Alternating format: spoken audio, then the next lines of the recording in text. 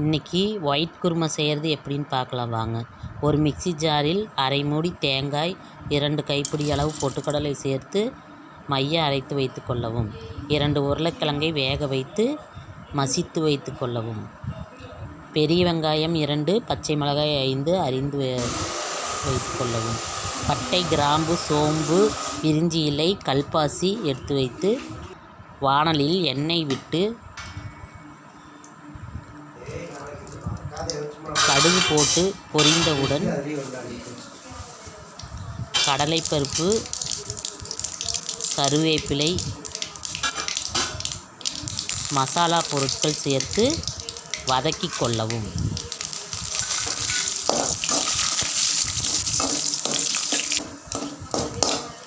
அதனுடன் பச்சை மிளகாய் சேர்த்து வதக்கி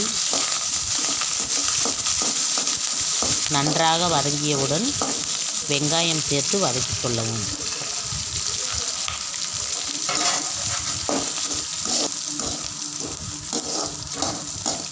பொன்னிறமாக வதங்கியவுடன் உருளைக்கிழங்கை சேர்த்து வதக்கி கொள்ளவும்.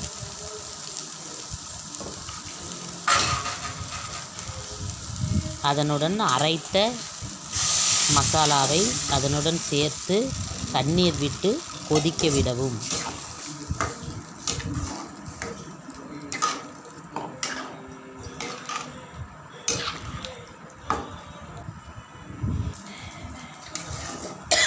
பச்சை வாசம் போகும் வரை கொதிக்க விட்டு கொத்தமல்லி இலை சேர்த்து இறக்கவும்.